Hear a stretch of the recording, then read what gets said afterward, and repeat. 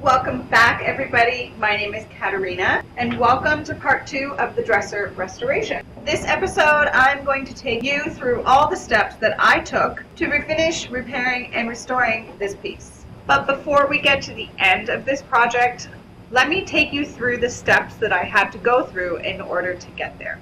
If you haven't seen part 1 of this 2-part episode series, I will put the link in the description below for that video, and you can check it out later. So let's dive in. My name is Katerina, and I live in a small town in beautiful northern Alberta. I restore and refinish furniture, both for myself and for clients. Welcome to my shop. Okay, so the first thing that we are going to have to do is deal with this giant base. It's hard to tell exactly how wobbly it is because it is on casters right now, but there is... Okay, so maybe it wasn't that hard to tell. It is in really bad shape. There's nothing left. There's literally no glue left in this piece, and it's being held together by love, I'm convinced at this point. So I'm going to begin by dismantling everything, but this is the largest part of the project that I will have to now deal with. After the base gets glued back up, there's the issue of this top. It does have a warp in it. How much of that I can get out is entirely dependent on what it looks like once I re-glue some of these problem areas. It wasn't noticeable when I first removed the board off of the top, but there is a significant amount of movement in this backboard here. So that will have to get glued back together. I may or may not need to add a piece of wood in between there. I don't think I will have to, but we'll see as I go along. In this one here, there's a bit of movement as well. So these two boards have come apart and will just need to be glued back together, and hopefully I can clamp them. I think this one is wide enough of a gap that I will stick a really thin piece of shim in here to close that gap and glue it. And same here. So these ones are a little bit they're moving around a bit, and these ones aren't really doing much. So I'll fill those. I'll add a sliver of wood in there just before I clamp everything tight to make sure that it isn't an issue later on. So this is another big part of this project, is tackling this top. Let me take you on a trip around what's been done so far. The drawer fronts have had oxalic acid applied to them. So what needs to happen now is I need to neutralize the acid with some baking soda and water mixture, and then do a final rinse with water to make sure everything is good to go. And then those will get a finishing sand of 150 and 180 in the direction of the grain to make sure everything is prepped for stain. This is the ornamental board that sits on top at the back of the dresser. So there are some significant dark spots on here that if I can get out with a bleaching, then I will try. So I think I may do an oxalic acid bleach on that. And of course this is the top rail. It's all put together and glued up and sanded back, so that's ready as well. That's finished. So that's where we're at right now. So first thing I'm going to do is deal with these drawers. I'm going to neutralize the oxalic acid on them, and then I will jump in and start taking apart the base. That's the plan.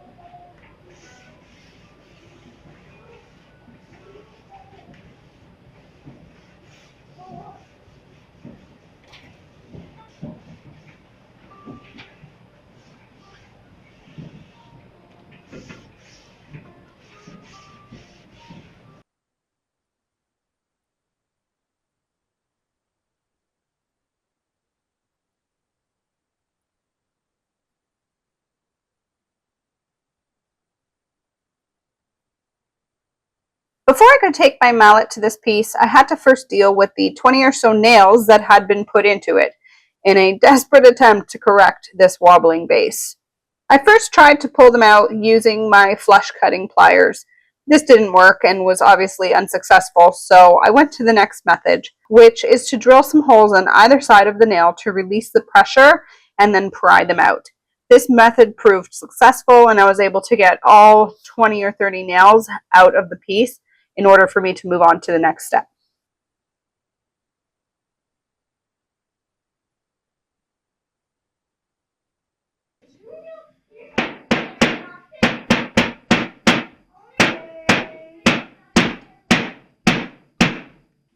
I recorded the help of my husband for this part. If you've ever had a wobbly dresser and you weren't sure how to fix it, pay close attention for the next couple of minutes as you watch me completely dismantle this entire piece in order to repair it and put it back together. This comes apart. It's supposed to come apart. That's it, but after it does. Yeah. So Here. yeah, I know. When we, if it's out, we can just try to, if it lets us lower it, just let us lower it. We have to try to keep everything as together as we can. Unless you're probably going to run into that with all these. Not all of them. All of them. You're being optimistic. Yeah. Okay. What?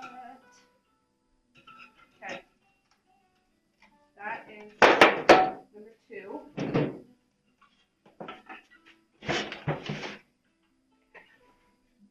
Here's the right side. So, haha, yeah. There's glass and stuff over here. Glass? No. Ah. That's just glass here. Okay.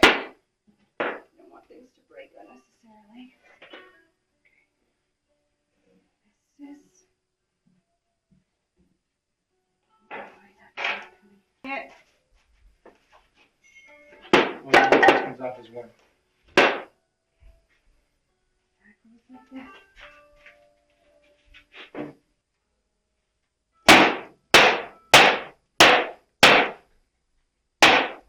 The good reason is Because someone someone thought the drawer was busted. And so, okay. Well, that was the scariest 10 minutes of my life. Right there. childbirth. Childbirth wasn't as scary. I didn't have to put it back in. With everything taken apart, I can now begin next steps, which is cleaning and repairing everything from top to bottom.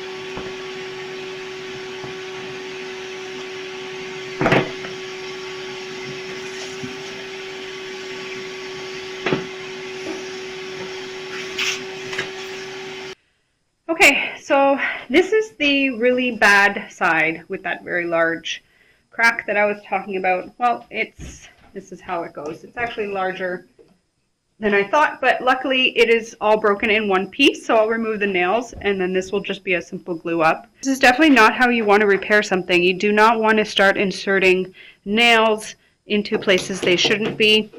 These were added in after this was made, and it probably was, these were added when it started to wobble.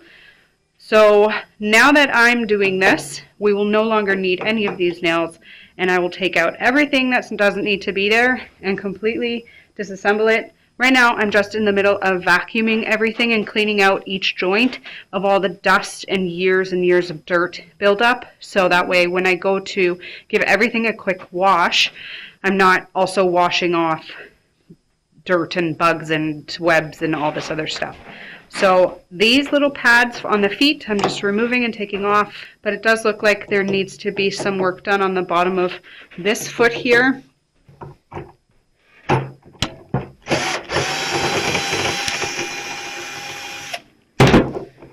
Yeah, quite a bit of wear in there. So maybe because it's the bottom, I'll probably end up just using some filler. And then if I choose to put anything on the bottom here, it has something else to grab onto. So let's keep going.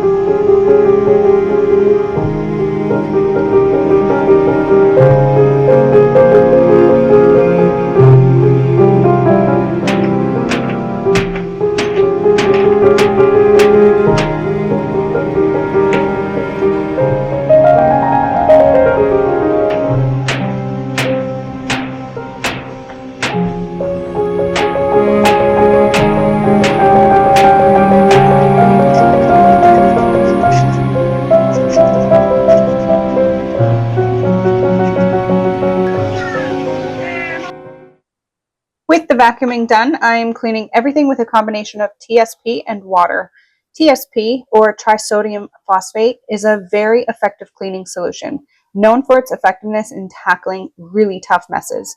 It is an inorganic compound typically sold as a white powder or granular substance. When mixed with water, TSP creates a highly alkaline solution that excels at cleaning, degreasing, and removing tough stains. It's important to note that certain woods don't like TSP and will darken after cleaning with the compound. These woods are oak and maple specifically, so be prepared to use a different cleaner if working with those woods. This product did a fantastic job of eliminating and removing the water stains that were present on the backboards and really getting in and cleaning everything and bringing out all of those years of dirt and grime that had built up. Make sure to always rinse this solution off with water when you're done, and then let everything set aside to air dry.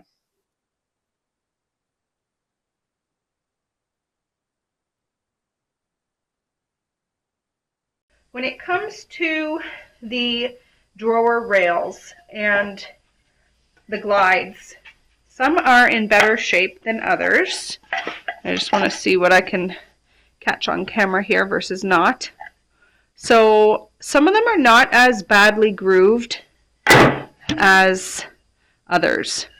And so there's quite a bit of a catch there. So to rectify this situation, when I flip this over, I've got a brand new drawer slide for the drawer to run on. And because I just outfitted all of the drawers with brand new glides as well, everything now will be nice and smooth and running at the same level. So it makes movement of the drawer really nice and smooth. So the only thing I need to do is I need to switch sides, because there's these indentations here that are specific to the front of the base. So I'm not going to have to cut anything out. I'm just literally stitching them over and flipping them. And I have this problem solved. If I need to make any adjustments because of whatever I need to make, then I can do that at the time. But that is perfect.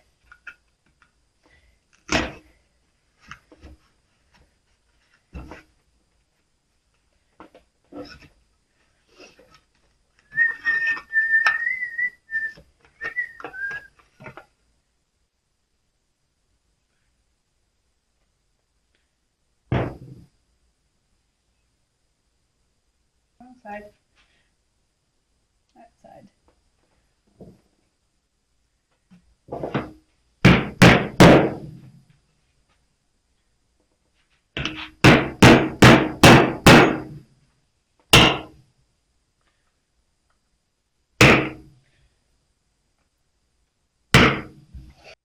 I completed this process on all of the drawer glides, even the ones that really didn't have much wear and tear, so that everything in the unit was brand new. Every rail had some kind of crack or break somewhere on it. So a lot of this project, my time was spent doing repair work to make sure everything was perfect before being glued back together.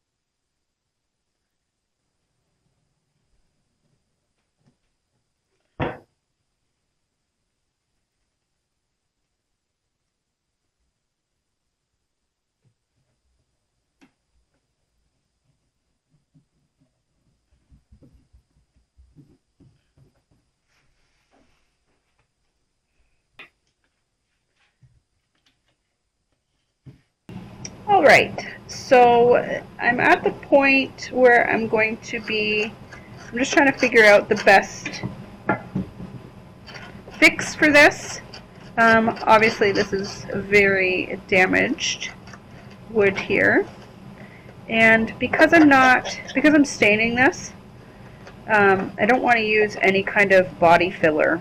So I think a lot of people would just kind of go for opting for a Bondo type repair, but that doesn't really solve anything because this is really rotten, and ultimately you want your Bondo to bond to something stable, and this is not that. I mean, for Christ's sake, I just found a nail in here. So this will all have to get repaired.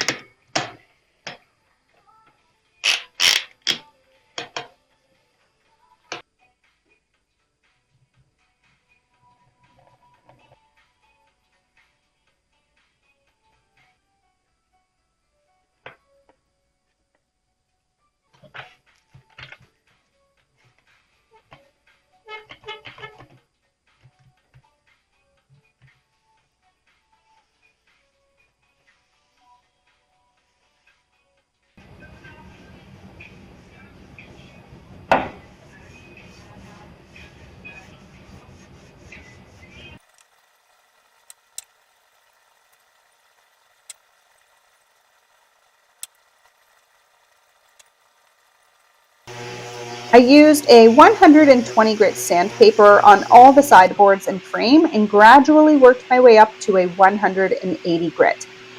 I don't like to go past 180 grit when I'm staining a project, especially with water-based stain. I like to keep the pores of the wood open enough to accept the stain, but smooth enough that it leaves a nice finish for me. I've been putting on a fair bit of miles on my new electric orbital sander with this project, and so far I'm really impressed by its performance. The Max XT sander has both a 5-inch and 6-inch sanding disc and accepts regular type sandpaper perfectly. Although I have really been loving these 3M net discs for sanding my projects. I've noticed much less sanding dust on my project as I'm working, and they last significantly longer than my store-bought brands. I'll leave the links in the description below for both the sander and 3M sanding discs in case you're interested in giving either of them a try. Okay, so I'm at a really exciting part at this point in the project. Now is the time when I'm going to be gluing everything back together. So all the repair work has been done. The glides have been repaired. They're nice and smooth now, as if no drawer had ever been put in there before. So they're brand new. I'm going to build this frame back. And then once this is all glued up, I will have 4 frames that will go into each side panel. And as each side panel gets glued up, then everything gets clamped together at the end. So to do this, if you've ever had a dresser that you've taken apart and now we are at the point where, okay, what do I do next? Well, now it's really just about putting the puzzle back together. The tools I'm going to be needing for this, one is some hide glue, and you'll want to use hide glue when it comes to anything that has a joint to it. Why? Because so you can break the bond of hide glue by using vinegar if you need to do adjustments. For the repair work, you would have seen me using wood glue. Wood glue bonds stronger than wood itself. So in terms of repair work, that is the preferred glue to use. The next tool I'm going to be using is my chisel, and that's so that way I can get into all of these areas and just make sure that they are all cleaned up. I also want to make sure that the ends of my runners here are free of glue, which these ones are. The next tool I'm going to be using is this tiny little hammer.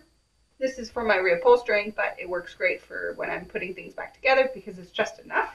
And then obviously we need some clamp. Oh, and last of course, but not least, is a square to make sure that when everything's clamped, that everything is nice and perfect. All right, let's get this started.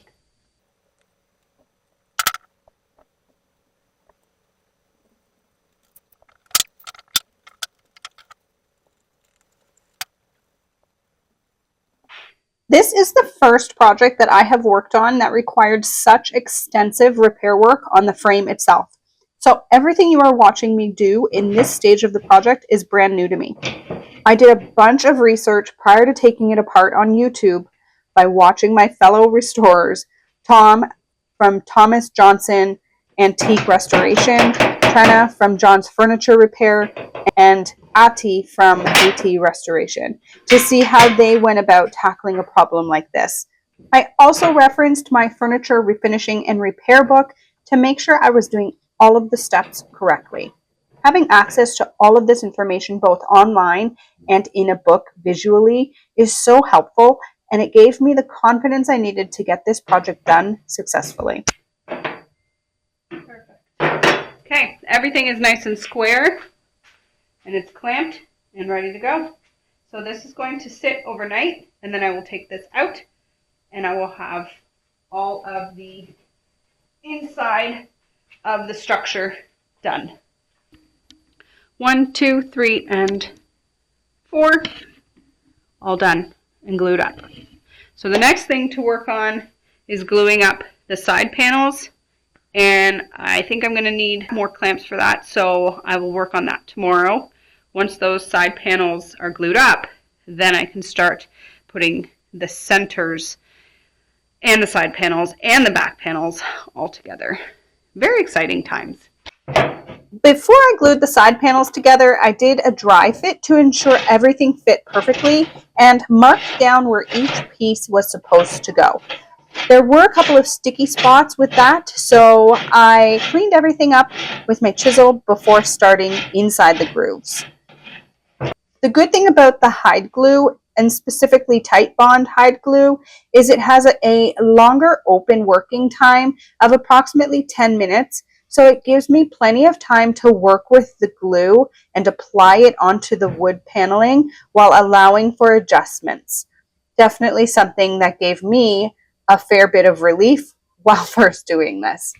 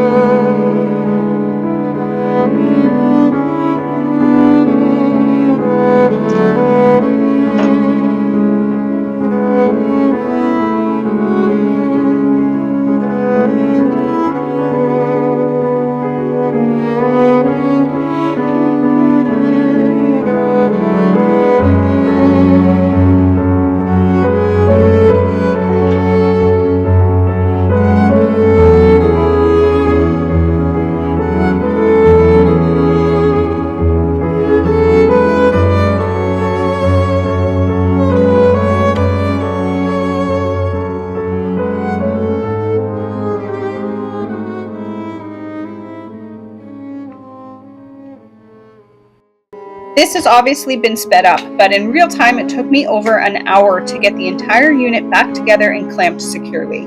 It was not an easy task, and at one point there were certainly some choice words and threats of violence uttered as I wrestled with the side and middle boards.